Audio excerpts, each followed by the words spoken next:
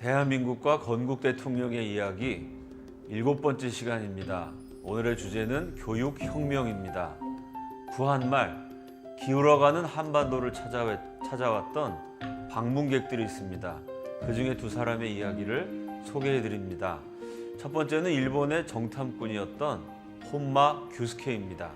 그가 조선 팔도를 돌아다니면서 정보를 수집을 합니다. 그 혼마 규스케의 기록에 의하면 조선에는 희한한 종족이 있다고 합니다.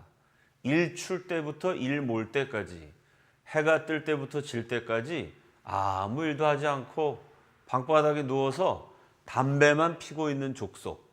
그런데 대부분의 재상가들은 일도 안 하는 그 족속이라고 썼습니다. 뭐라고 말했냐면 그들은 양반 종족이다. 양반을 한 부족으로 일본 사람이 오해한 것입니다. 반면에 그 양반가에 속한 상놈들은 정말 비참하다고 기록을 남겼습니다. 조선에서는 중류 이상의 양반은 모두 하인이라고 하는 자를 데리고 있다. 이들은 봉급을 받고 노예가 된 것도 아니다. 대부분 돈을 빌렸기 때문에 어쩔 수 없이 몸을 맡기고 있는 것이다. 일단 하인이 되면 자자손손 영구히 주인 집의 천한 일에 복종하고 개나 말과 같이 일을 해야 한다. 장가를 가도 자식을 결혼시켜도 내 뜻대로 할 수가 없을 뿐만 아니고 일하거나 쉬거나 말하거나 침묵하는 작은 일에 이르기까지 자유로이 할 수가 없다. 배가 고프다고 해서 밥을 계속 먹을 수도 없다. 추워도 옷을 껴입을 수가 없다. 만사를 주인집의 명령에 따르지 않으면 안 된다. 일단 하인이 된 자는 하늘로부터 받은 정신을 주인집에 바치고 개나 말과 같은 지경에 떨어져도 참담한 슬픈 눈으로 눈물을 머금고 일생을 마치지 않을 수 없다. 뿐만 아니라 평생 대대로 아무것도 모르는 자자손손으로 하여금 이러한 기막힌 운명에 빠지게 하지 않을 수 없다. 참으로 이들은 불쌍한 백성이다. 일본 정탐꾼의 눈에 비친 양반들, 아무것도 안 하면서 부자였습니다. 반면에 상놈, 아래껏 천민, 하인들, 그 슬픈 눈에 눈물을 머금고 있는 자자손손 비참한 운명을 물려주어야 하는 정말 불쌍한 인생들이었습니다.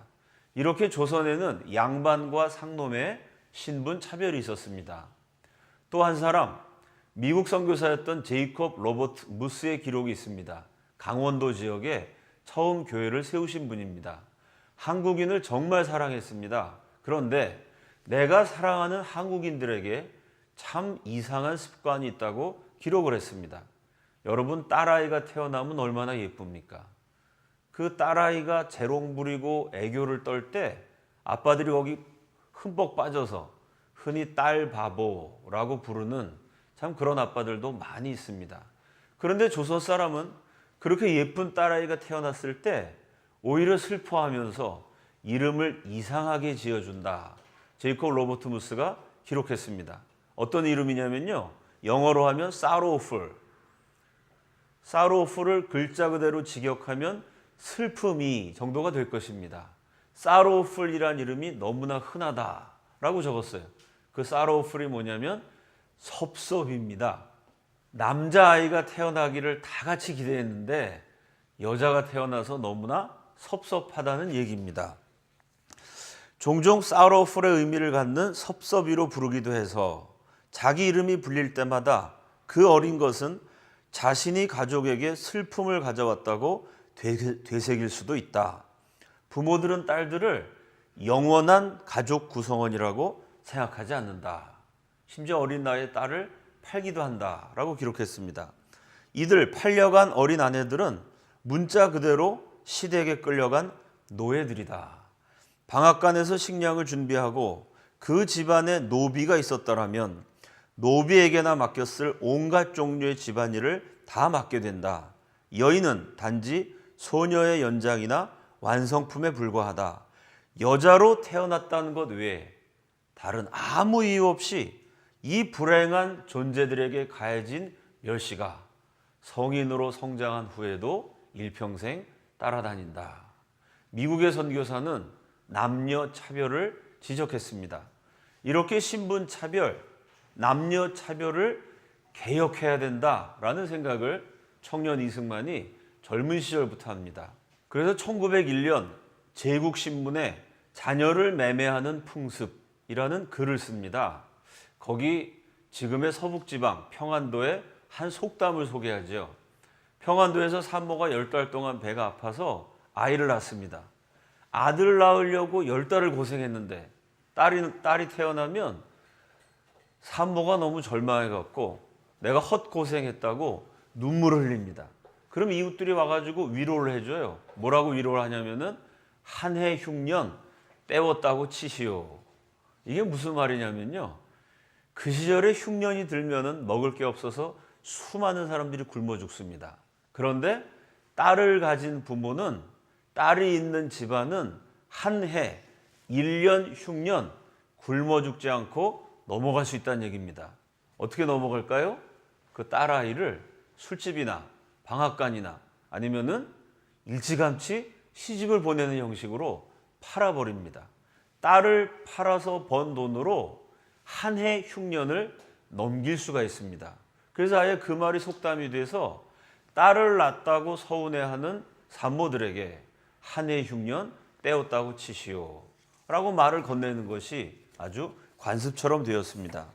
1901년 제국신문에 쓴 글에서 청년 이승만이 이런 풍습은 없어져야 된다. 신랄하게 비판을 합니다.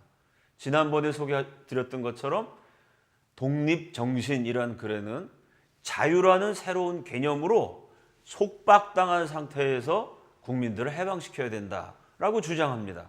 그럼 속박당한 상태가 뭐냐? 첫째가 양반과 상놈의 차별이다. 이렇게 청년 이승만은 한성 감옥에 갇혀 있을 때 양반 상놈 신분 차별을 철폐해야 되고 남녀의 차별도 없애야 된다라는 생각을 가지고 문헌을 남깁니다. 미국 흥학 신법이라는 글도 썼습니다.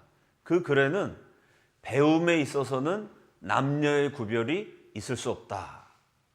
주로 양반, 남자만 교육시켰던 시절입니다. 상놈, 여자도 양반, 남자와 똑같이 교육의 혜택을 받아야 된다. 신분 차별 철폐, 그리고 전 국민에게 교육을 시키는 교육혁명의 꿈을 감옥에서부터 간직했습니다. 독립운동을 할 때 자신이 감옥에서 가졌던 그 구상을 실천에 옮길 수 있는 기회를 갖게 됩니다. 1913년 이승만이 하와이에서 본격적인 독립운동을 시작할 때 제일 첫 번째로 한 일이 학교를 세우는 일입니다.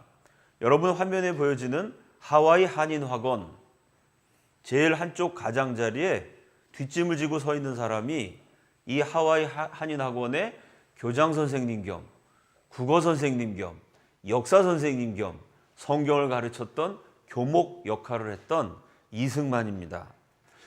이 사진은 5,000년 우리 역사의 획을 그은 중요한 순간을 포착하고 있습니다. 이 사진 한 장 찍는데 반만 년 기나긴 세월이 걸렸다라고 말해도 과언이 아닙니다. 이 사진 한 장이 왜 중요한 증거가 되냐면요. 우리 역사상 처음으로 남녀 공학이 시작되었기 때문입니다. 여러분 보이는 사진처럼 남자 아이들과 여자 아이들이 같은 교실에서 같이 배웠습니다. 배움에 있어서는 양반 상놈, 남자와 여자의 구별이 있어서는 안 된다는 청년 이승만의 꿈이 현실에 옮겨진 것입니다. 그런데 우리 역사상 최초의 남녀공학 학교라고 하면요. 그전에는 남자만 교육시켰습니다. 그러다가 남녀공학을 시작했으니까 남자애들이 많은데 여자애들을 몇 명 끼워 넣은 형태의 구성으로 생각하기가 쉽습니다. 사진을 보면요. 여자아이들이 더 많습니다. 오히려 남자가 소수입니다. 이게 어떻게 된 거냐? 조선에서 딸 아이가 태어나면은 그냥 어린 나이에 시집을 보내든지 팔아버리던 악습이 하와이에서도 계속됩니다. 하와이에 와 있던 우리 교민들이요. 딸을 낳으면 길거리에 버리기도 하고 그저 중국 사람, 하와이 원주민, 하와이에 사는 다른 민족들에게 어린 나이의 딸을 강제로 시집 보내기도 합니다. 이승만이 독립운동하기 전에요, 하와이를 구석구석 돌아봅니다. 길거리에 거지를 보는데 이 거지가 이상하게 생겼어요. 하와이 원주민하고도 닮지 않았고 미국 사람도 아닙니다.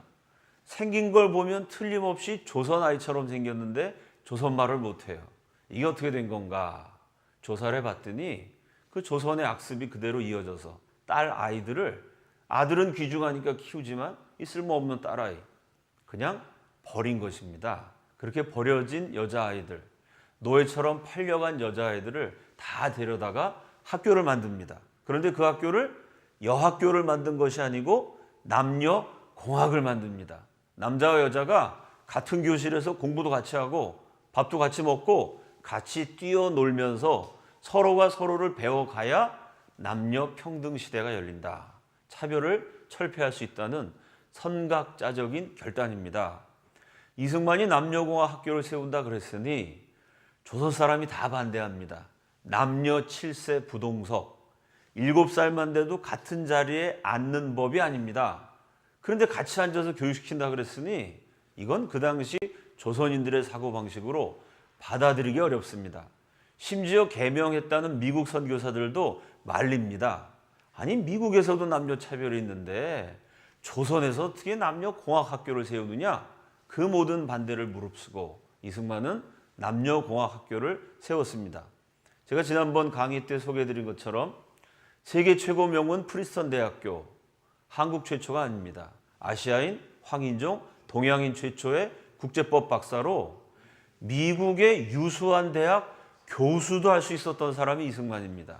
그런데 미국 대학 교수가 된 게 아니고요, 하와이에 와서 팔려다니는 여자아이들 모으고 거기다가 남자아이들까지 받아서 세계 최고 학교에서 아시아인 최초로 국제법 박사를 딴 대단한 스펙을 가진 이승만이요, 이 식민지 조선을 위한, 팔려가는 아이들을 위한 학교를 세우고 이 학교에서 가르쳤습니다. 얼마나 우리 조선인들을 사랑했는지를 보여주는 한 대목이라고 소개할 수 있습니다. 자, 정권을 잡고 대통령이 된 다음에는 대대적인 교육 정책을 펼칩니다. 그것이 의무교육 제도입니다. 이승만 대통령이 취임했을 때 우리나라 전 국민 가운데 단 하루라도 학교에 가본 인구가 14%였습니다. 86%는 학교라는데 가본 적이 없는 사람들이었습니다. 그 가난하고 어려운 시절에 이승만 대통령은 의무교육제도를 실시합니다. 무조건 초등학교는 의무적으로 입학하게 만듭니다. 이승만 정권이 끝마칠 무렵 학령기 아동 가운데 초등학교 입학한 아이들 비율이 96%로 늘어납니다. 교육받은 인구를 14%에서 96%까지 늘려서 지식강국, 교육대국 코리아의 기초를 놓은 것입니다. 아이들은 학교에 보내서 글자를 배우게 합니다. 배움의 시기를 잃어버린 장년, 노년 세대를 위해서는 문맹 퇴치 운동을 맹렬하게 전개합니다. 이승만 정권 말기에는요, 80% 이상의 국민이 글자를 읽고 쓰게 되는 5천년 역사상 처음 있는, 전 국민의 절반 이상이 문자를 해독한 역사가 없습니다. 5천년 동안. 많아봐야 전 국민 가운데 5%? 많이 쳐주면 10%? 90% 이상은 글자를 읽을 수가 없었습니다. 이승만 대통령 시절에 와서야 비로소 96%가 학교에 가고 80% 이상이 글자를 읽는 우리 역사의 새로운 시대가 열립니다. 이 무렵에 원로 극작가로 유명하신 신봉승 선생이 초등학교 선생님이었습니다. 강원도 옥계 그 당시에는 국민학교라 그랬죠. 옥계 국민학교 6학년 2반 담임 선생님이셨답니다. 그분의 회고록을 보면요, 그 반 아이들 67명 가운데 점심 도시락을 싸왔던 아이는 6명, 7명. 한 반 아이들 가운데 10% 정도만 점심 도시락을 싸오고 나머지 아이들은 다 가난해서 점심시간에 그냥 침만 꼴깍꼴깍 삼키고 있었다고 합니다. 수업을 하면서 보면요, 그때 아이들이 다 입을 것이 없어서 미국 사람들이 보내준 구호 물자 가지고 그거 주워서 입었습니다. 그 미국 사람이 한국 사람보다 체형이 크니까 옷이 제대로 맞을 리가 없습니다. 바지는 땅바닥에 끌리고 이 상의의 옷소매는 손가락까지 덮고 다 큰 외국 사람 옷을 입고 있고 도시락도 못 사와서 눈만 멀뚱멀뚱 배고파갖고 기운은 하나도 없고 머리에는 영양실조로 진물이 나고 이 벼룩 빈대가 들끓고 수업을 하다가 굶어서 너무 힘이 없는 아이들 표정을 보고 불쌍해서 창밖을 보면서 여러 번 눈물을 지었다. 이런 회고를 하셨습니다. 그런데 그렇게 가난한 교실이었지만 희망이 넘쳤다고 신봉승 선생은 회고합니다. 그때 우리는 배고파서 죽어가는 아이들에게 국사를 가르쳤습니다. 5학년이 되면 국사 교과서인 우리나라 발달 1권을 배웁니다. 6학년으로 진급하면 우리나라 발달 2권을 배웁니다. 국사학자 황희돈 박사가 쓴 우리나라 발달은 참으로 훌륭한 교과서였습니다. 모든 내용에 우리 민족의 자긍심이 넘쳐났기 때문입니다. 가난하고 굶주린 나라지만 이제 일본에서 갓 되찾아갖고 모든 것이 갖춰져 있지 않은 나라지만 위대한 저력을 가진 민족이다. 대한민국은 틀림없이 굉장한 국가가 될 것이다. 가난한 나라에서 자부심을 가르쳤습니다. 그리고 20년 뒤 줄인 배를 움켜쥐고 국사를 배웠던 소년들이 30대가 되었을 때 우리 민족의 중화학 공업 시대를 읽어내면서 민족 중흥의 새 역사를 쓰는 역군이 되었습니다. 얼마나 대견한 일입니까? 그 시절 초등학교 선생님의 회고담입니다. 요즘 우리 교실의 풍경과는 사뭇 다릅니다. 제가 부산에서 강연을 하는데 고등학생 하나가 손 들고 저한테 이렇게 질문합니다.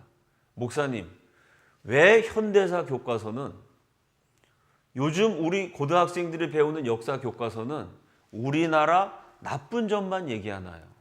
우리나라 그렇게 잘못됐나요? 여러분 신봉승 선생님의 회고에 의하면 이승만 대통령 때 그 어려운 시절에도요 자부심을 가르쳤습니다. 그런데 이 풍요한 대한민국에서 고등학생 아이가 저한테 질문한 내용이 왜 역사 시간에 대한민국은 태어나지 말아야 될 나라인 것처럼 첫 단추부터 시작돼서 모든 것이 잘못된 나라인 것처럼 저 김일성, 김정일도 탄압했다는 내용이 없는데 대한민국 역대 대통령은 어쩌자고 국민들을 탄압만 했는지 왜 나쁜 내용만 가르칩니까? 요즘 아이들은 그렇게 질문합니다. 과연 교육이란 게 뭐고 역사 교육이 어떻게 되어야 되는가 생각해 보아야 할 문제입니다. 전 국민은 초등학교에서 글자를 다 배우겠습니다. 지도자들을 위한 또 다른 정책이 이승만 박사에게 있었습니다. 이승만 대통령이 집권하기 전 50년 동안 미국 유학을 갔던 사람 숫자 다 합치면 500명이 안 됩니다. 그런데 이승만 대통령 집권 11년 6개월 동안 연수, 유학, 다양한 형태로 무려 2만 명을 미국에 보냅니다. 그 가난하던 시절에요. 미국 유학 갈 돈이 없습니다. 이승만 대통령의 탁월한 외교 정책으로 한미동맹에 의해서 장학금을 받기도 하고 또 생활비를 보장받기도 하고 이렇게 가난한 나라의 엘리트 청년들이 미국 정부의 후원을 받아서 공부할 수 있도록 길을 열어줍니다.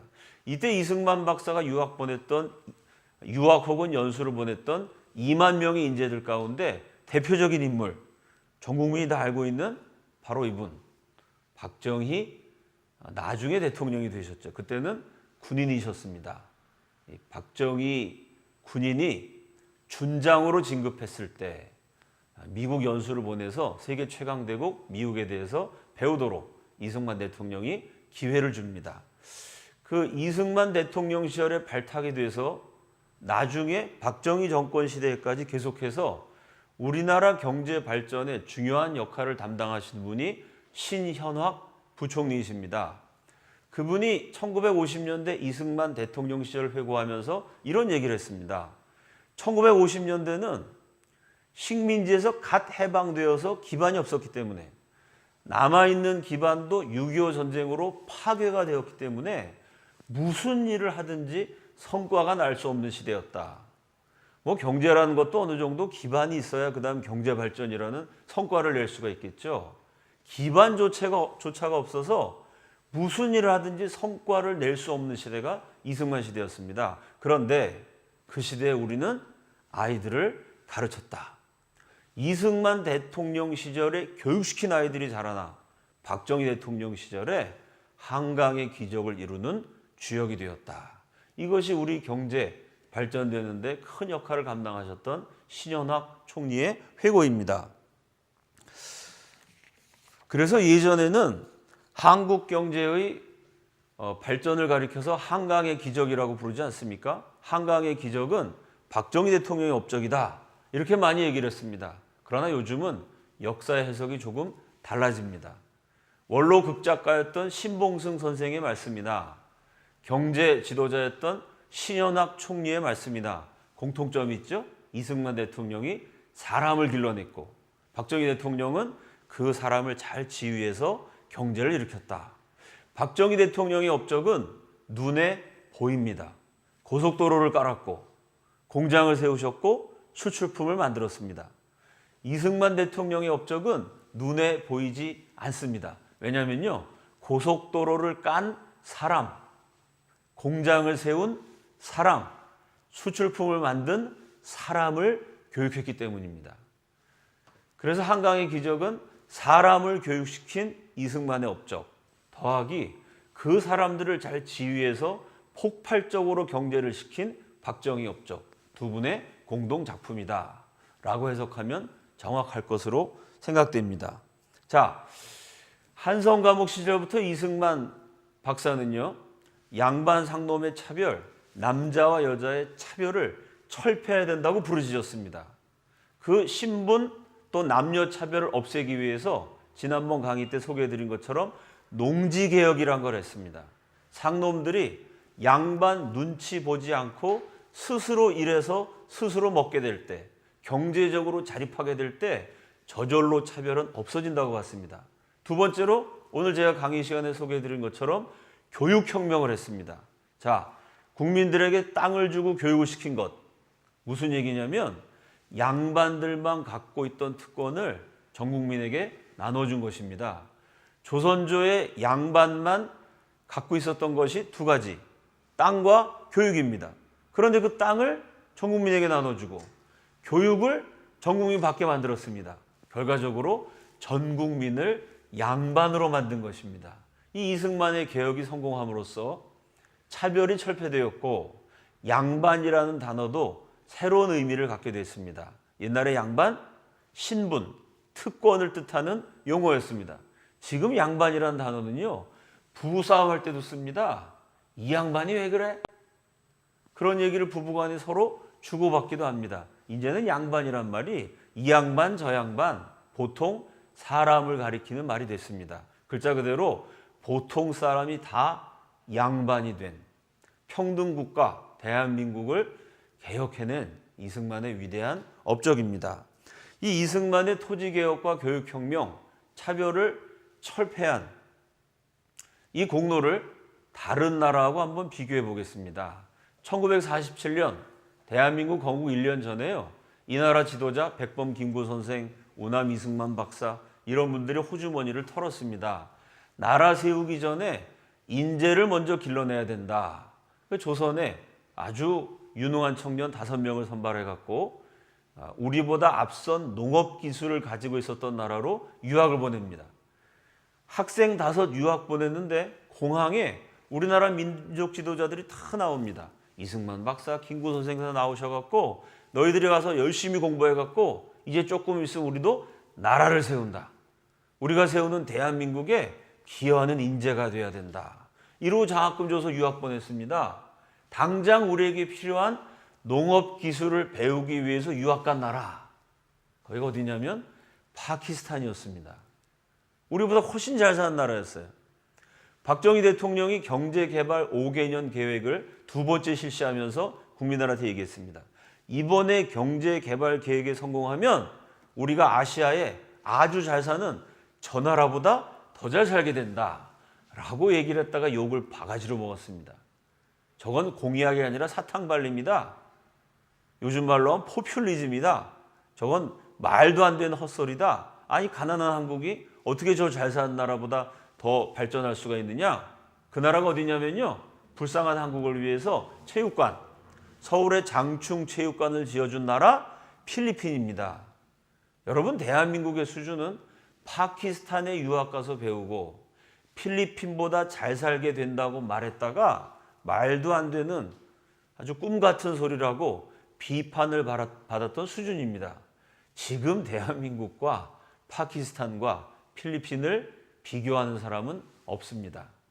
우리보다 훨씬 앞섰던 나라였는데 지금은 비교의 대상조차 되지 않습니다. 그럼 왜 한국은 발전했고 파키스탄, 필리핀은 그 자리에 있었을까요?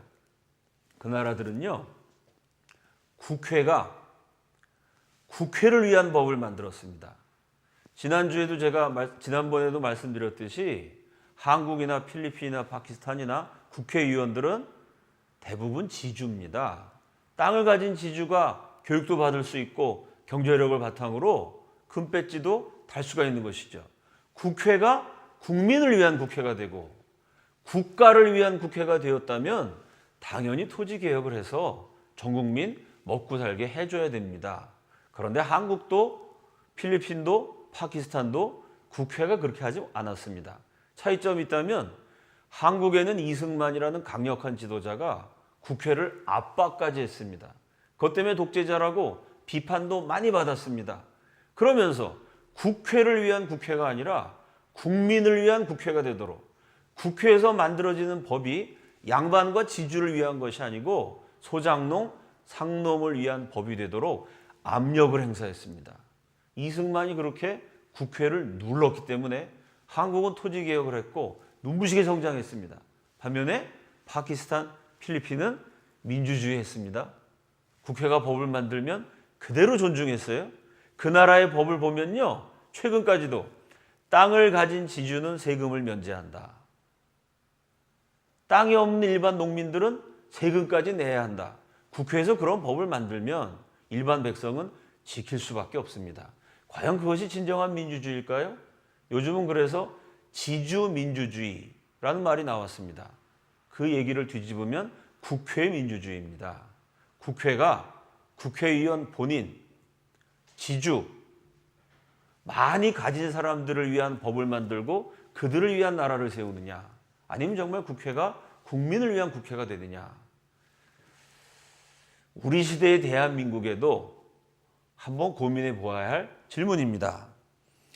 또 한 나라는 인도입니다. 화면에 인도의 12대 대통령 압둘 칼람의 사진이 있습니다.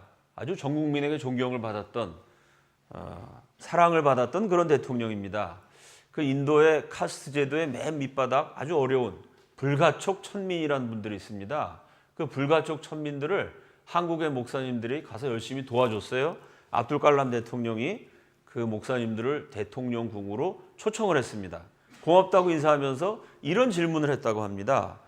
인도에는 카스트 제도의 차별이 아직도 남아있는데 한국에서는 어떻게 양반 상놈 차별이 없어졌습니까? 아니, 한국 너네들도 양반 상놈 차별이 아주 인도처럼 극심했는데 우리 카스트 제도 비슷한 게 있었는데 우리 인도는 지금도 카스트 제도 때문에 너무 힘들고 되는 일이 없는데 한국은 어떻게 그게 다 없어졌느냐. 인도 대통령의 부러움이고 동시에 배우고자 하는 질문입니다. 인도에는 지금도 시골에 가면 불가촉 천민, 영어로 말하면 untouchable입니다. 만질 수 없는, 불가, 안 된다는 뜻이죠. 촉감, 촉각, 만진다는 뜻입니다. 만질 수도 없는 천민, 만지면 재수가 없어지고 부정타는. 그래서 상대도 하지 말아야 되고 만지기만 해도 아주 내가 더러워지는, 그렇게 천대받고 있는 사람이 무려 1억 7천만에 달합니다. 불가촉 천민은 지금도 쉽게 확인할 수가 있어요. 왜냐하면 목에다가 목걸이를 하는데 옹이 그릇 같은 것을 매달고 다닙니다. 인도는 비포장도로가 많고 먼지가 많이 나요. 걷다 보면 가래가 생겨갖고 사람들이 이렇게 막 침을 많이 뱉습니다. 그런데 불가촉 천민이요, 만지기만 해도 부정 타는데 만약 불가촉 천민이 땅에다가 침을 뱉으면 그 땅 전체가 다 저주를 받아갖고 동네 사람한테 맞아 죽습니다. 그래서 불가촉 천민은 목에다가 그릇을 딱 달아갖고 침을 요 그릇에만 뱉습니다. 엉덩이는 꼬리가 달렸어요.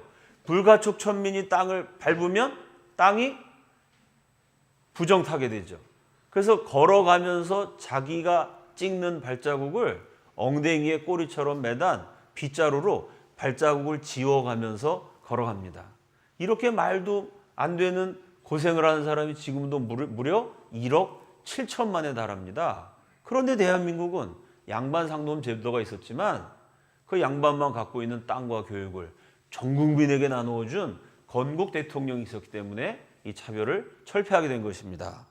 자, 마지막으로 미국하고 비교해보죠. 한국 아이들의 서재에 가보면 위인전 목록 가운데 링컨, 간디 어느 집에나 있습니다. 간디는 어떤 사람이냐? 물론 그분이 위대한 업적을 많이 남기셨지만 그 인도를 식민 통치했던 영국이 인도 사람들에게 압력을 넣습니다. 저 불가촉 천민들 너무 불쌍하지 않냐? 그러니까 인도 의회를 만들 때 불가촉 천민의 일정 수의 의석을 할당해라. 불가촉 천민도 국회의원을 내서 자신들의 권리를 대변할 수 있게 만들어라. 이 식민 통치하던 영국이 인도 자치의회를 구성할 때 그렇게 제안을 합니다. 그리고 실제로 그 불가촉 천민이라는 의석을 할당합니다. 그때 전 세계가 존경하는 위대한 마하트마 간디가 힌두교의 풍습에 의하면 카스 제도라는 게 있는데 왜 인도의 전통을 무시하냐 이러고 실제로 단식 투쟁을 합니다. 똑같이 신분 해방, 인간 해방의 선구자로 전 세계적 존경을 받는 분이 에이브러함 링컨 대통령입니다. 그 링컨이 노예 해방령을 선포한 게 1863년, 노예 해방령을 선포하고 100년이 지난 1963년에 미국 흑인 가운데 투표권을 가진 사람이 7%입니다. 링컨의 노예 해방은 100년이 지나도록 93%의 흑인이 투표조차 할 수 없었던 불완전한 내용이었습니다. 그 링컨이 흑인들을 위해서 학교를 세웠다든지 교육을 시켰다든지 흑인들에게 땅을 분배해서 먹고 살게 해준 일은 없습니다. 그래서 링컨의 노예 해방에 비판적인 역사가들도 꽤 있습니다. 물론 노예를 해방시킨 건 위대한 업적입니다만은 그냥 해방만 시켜놓고 일자리를 안 줘갖고요. 먹고 살 대책이 없어서 미국 남부 지역의 노예들이 북부 지역으로 올라가서 공장 노동자가 됩니다. 문제는 남부의 노예로 살 때보다 북부의 공장 노동자가 된 다음에 더 가난해지고 비참해진 흑인들도 많이 있었어요. 워싱턴에 가보면 링컨 대통령 기념관이 있습니다. 엄청나게 큰 링컨 대통령이 딱 앉아있는 동상이 있어요. 그 위에 링컨의 업적을 한 줄로 요약했습니다. 노예 해방의 위대한 지도자라는 말은 거기 없어요. 링컨의 업적을 한마디로 요약하면 유니온, 미국 연방을 지켜낸 분. 이게 미국 역사학과의 공통적 판단입니다. 노예 해방 자체에는 여러 가지 문제가 많았는데요. 그 남북전쟁을 치르면서까지 남과 북으로 분단될 뻔했던 이 유나이티드 스테이츠, 이 연방을 지켜낸, 그래서 그 분단됐으면 미국이 지금처럼 강대국이 안 됐겠죠. 연방을 지켜냈기 때문에 강대국으로 성장할 수 있는 초석을 놓았다. 이것이 미국 역사가들의 공통적인 대부분의 해석입니다. 그 사람들도 링컨의 노예 해방이 여러 가지로 불완전하다는 것을 인정한 셈입니다. 지금도 미국에 흑인 폭동, 인종차별 문제가 아주 얼마나 심각합니까? 그렇다면 링컨의 노예 해방은 투표권도 안 줬고 땅이나 먹고 살 기반을 마련해 준 것도 아니고 교육을 시킨 것도 아닙니다. 그와 대조적으로 대한민국 건국 대통령 이승만의 정책은 농지개혁으로 먹고 살 땅을 줬고요. 교육혁명으로 상놈 여자들까지 다 학교 가서 배울 수 있게 만들었고요. 또 대한민국 건국할 때부터 1948년부터 100% 양반 상놈 남자 여자 할 것 없이 전 국민에게 투표권을 주었습니다. 주었습니다.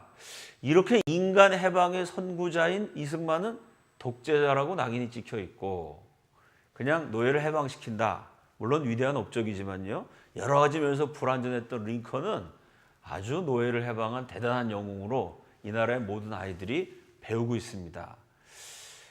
역사를 기억하지 않는 민족에게 미래는 없다. 이런 얘기를 우리가 많이 합니다. 만고불변의 진리입니다. 우리의 역사를 기억해야 합니다. 이렇게 국민을 사랑하고 차별을 철폐했던 상놈 여자들까지 먹고 살 길을 마련해주고 교육의 혜택을 받도록 만들었던 인간 해방의 선구자가 이 나라의 건국 대통령이었습니다. 대한민국의 건국 정신을 이어받아서 오늘날 한국 사회에서도 수많은 차별이 아직도 존재하고 있지 않습니까?